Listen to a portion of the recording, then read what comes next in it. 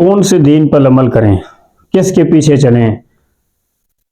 कोई मौलवी क्या कहता है, कोई मौलवी क्या कहता है, देवबंदी कुछ कहते हैं, बरेलवी कुछ कहते हैं, अहले हदीस कुछ कहते हैं, जमात इस्लामी वाले कुछ कहते हैं, हनफी ये कहते हैं, शाफी ये कहते हैं, मालकी, यानी हम किसके पीछे चलें। आम तौर पे हम लोग कह देते हैं किसकी बात माने किसकी ना माने। देखिए, जिन मसाइल पर इत्तिफाक है ना, हम वो कितनी मान रहे हैं, ये लम्हा फिक्रिया हमारे लिए। सुबह फजर की नमाज में 2 सुन्नतें 2 फर्ज हैं। तमाम दुनिया के मुसलमान इस बात पे मुत्तफिक हैं कि तुलूए आफ्ताब से पहले पहले ये 2 सुन्नत भी 2 फर्ज भी अदा करने हैं। हम कितना इस पे अमल करते हैं। जोहर के 4 फर्ज हैं, असर के 4 फर्ज हैं, मगरिब के 3 हैं, इशा के 4 हैं। यानी पूरी दुनिया के उलमा वो इस बात पे मुत्तफिक हैं। तमाम दुनिया के उलमा, पूरी उम्मत इस बात पे मुत्तफिक है कि 30 रोजे जो हैं वो रमज़ानुल मुबारक के रखने हैं। कोई ये नहीं कहता कि रोजे जो है आप रबीउल अव्वल में, मुहर्रम में, अफलाम में, किसी और महीने में रखें, नहीं। सारी दुनिया के मुसलमान कहते हैं कि ज़कात कितनी है, 2.5% देनी है। कोई आलिम आपको ये नहीं कहेगा कि 5% देनी है, या कोई ये नहीं कहेगा कि 1.5% देनी है, नहीं। यानी इस बात पे तो पूरे के सारे उलमा मुत्तफिक हैं।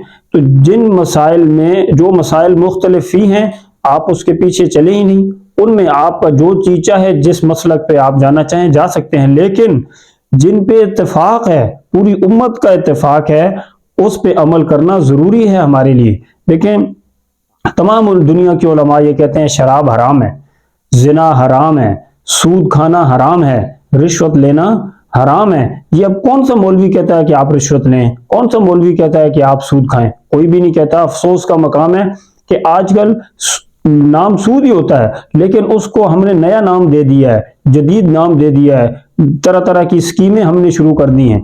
और फिर अफसोस का मकाम है, फिर वहां हम कुरानदाजियां करते हैं, और कुरानदाजी पर हम क्या करते हैं, फिर उम्रे के टिकट जारी कर देते हैं, लोग उम्रे पे जा रहे हैं। अब ये कितनी बड़ी, जिसकी बुनियाद ही हराम काम से हो रही है, वो चाहे आप भले फिर नेकी का काम आगे जाके करें उस हराम के पैसों से, उसमें तो कोई बरकत नहीं आएगी। देखें, दुनिया का कौन सा आलिम आपको ये कहता है कि आप वालिदैन के साथ हुस्न सलूक ना करें, अच्छा मामला ना रखें वालिदैन के साथ।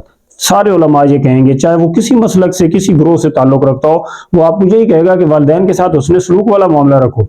अपने औस पड़ोस में जितने भी हमसाए हैं उनके हुकूक का ख्याल रखें, अपने रिश्तेदारों के हुकूक का ख्याल रखें, उनके साथ सिला रहमी करें। कोई भी आपको ये नहीं कहेगा कि उनके साथ आप सिला रहमी न करें या उनसे आप नाराज हो जाएं। मुसलमान के हुकूक का ख्याल रखें। ये सारी बातें, जितनी भी बातें हैं, ये सारी इन बातों पर इत्तफाक है, और ये तमाम दुनिया के उलमा ये कहते हैं कि आप इन बातों पर अमल करें। हम कितना ज्यादा अमल करते हैं, और फिर जो बातें मुख्तलिफ ही हैं उनको बुनियाद बनाकर हम क्या करते हैं, बसा औकात एक दूसरे की तकफीर करते हैं। तो ये जो एक दूसरे की तकफीर करना है, ये खुद गुमराही है।